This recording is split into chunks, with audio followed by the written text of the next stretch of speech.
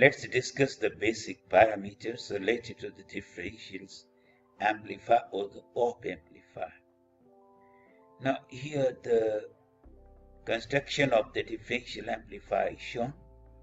We're using two transistors Q1 and Q2. VCC, a common supply given to the collector of Q1 and the Q2, they are attached together and attached to the VCC supply. Output is taken at the collector of Q2, and this is RC register. Okay, here the base is the input point, base of Q1 and the base of Q2. They are four inputs, input 1 and input 2. The minus VEE, the negative supply, attached to both the emitters with the common RE register. And here are the two inputs, and output is taken at this terminal. Okay, when the, like this terminal, input number 1, this is called non-inverting terminal. You know why it is called non-inverting? Like if we give any signal at here, okay, at this point, then we are giving the signal to the base. And if we are getting output at here or at here or at here, mean we are using emitter follower. This becomes emitter follower, mean common collector configuration. Then this signal will appear at this point in phase, because this then it behaves as a common collector. Now as this signal is arriving here to the emitter, and then base is like it is connected to ground, and when the signal is appearing at emitter, at the collector side we get the signal exactly of the same shape, but in the amplified, but in an amplified form. So whatever the shape of the signal is here, the same shape we will get to the collector of Q2. That's why it is called non-inverting. Now look about the other way. If we are giving the signal, if we are giving the signal at here, we are giving the signal at here, and we are not giving signal at this point, we are giving the signal to the input number 2. Then we are giving the signal to the base, and the signal which will appear here, then this Q2, it will act as common emitter configuration, because signal is applied to the base, and the signal which will appear to this point, because of this signal which is applied at the base of input 2 to the base of Q2, the signal which appear here will be opposite in phase to this signal, that it is of this shape, that it becomes inverted and amplified with this, okay, out of phase 180 degree to this.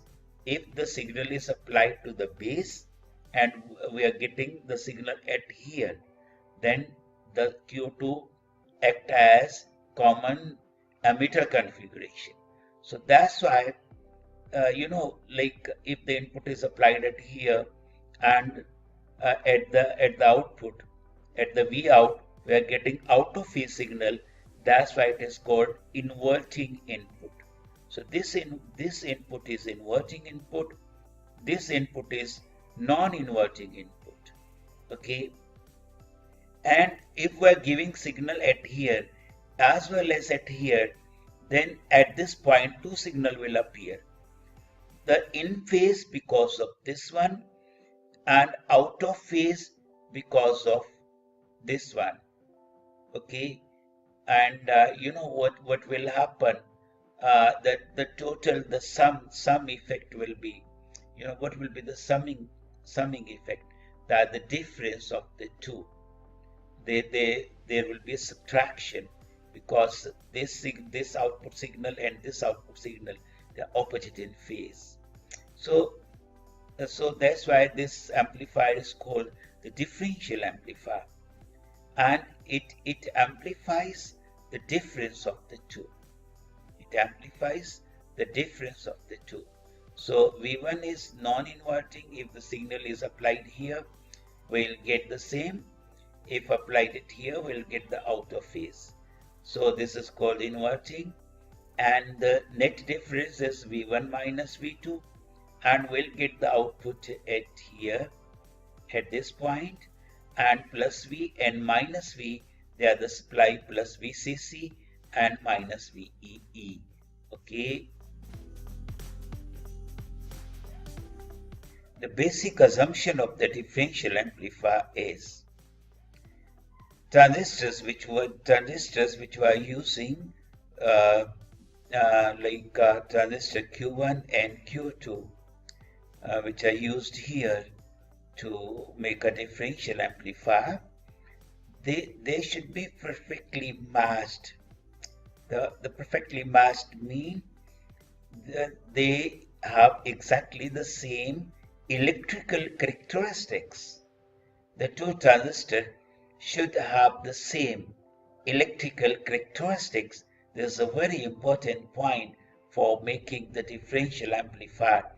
Transistor Q1 and Q2 should be exactly similar, but in practice it is not possible.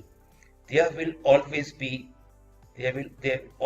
some difference between the electrical characteristics of the two transistors, and because of some difference, the result is, so the condition is Q1 and Q2 should be exactly similar characteristics wise.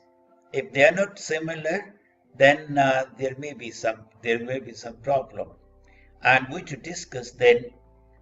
That's why we're discussing now the output offset voltage and the input offset current, because in reality, in practice, there will always be some difference between the electrical characteristics of the two transistors. As I already said, even the two transistors are exactly similar, even then their electrical property may be different slightly. Like here, the base emitter voltage VBE1, and base emitter voltage here VBE2. So VBE1 may not be equals to VBE2. There may be slightly difference. Even the two transistors are exactly same. Okay.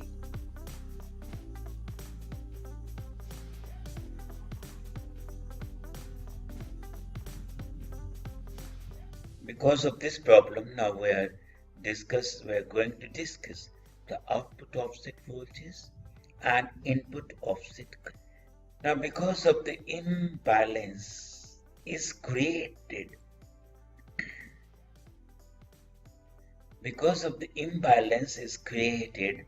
in the differential amplifier, so the op amplifier show output voltage even when there is no input voltage. When no input voltage, no voltage at here, no voltage at here. Okay, like if this is grounded and this is grounded, even then there will be some output, a small output.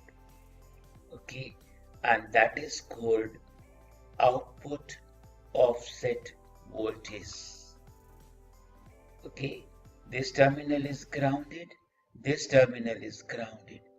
even then there is small output voltage that may be plus or minus. That is called output. That is called output offset voltage. So this is a problem, and we have to solve this problem. So when the inputs are grounded, the output,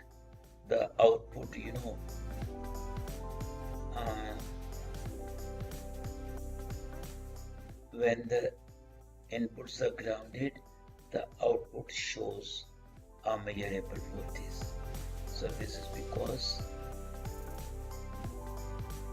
because one transistor conducts harder than the other.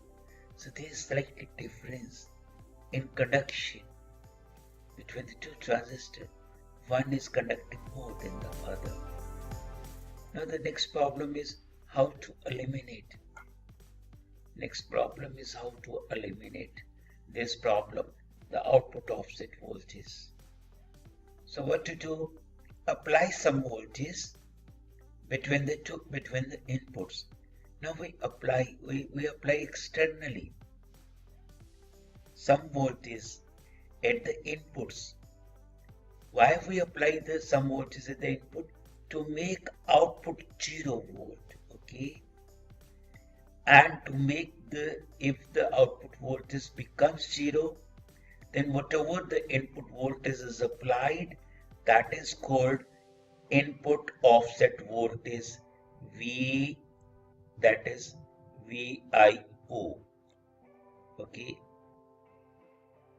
Like shown here. So if some voltage is applied here, VIO, with this the output offset voltage becomes 0. Now there is no output voltage. So now this voltage becomes input offset voltage, which is required. This voltage is required to make the output voltage 0. Now we know well the output voltage is A times the input voltage.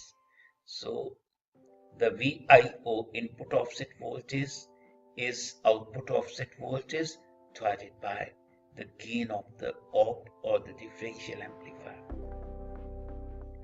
Now what is the input offset current? Now when the output offset voltage is eliminated, how it is eliminated? By connecting some voltage at the inputs. So there will be slightly difference.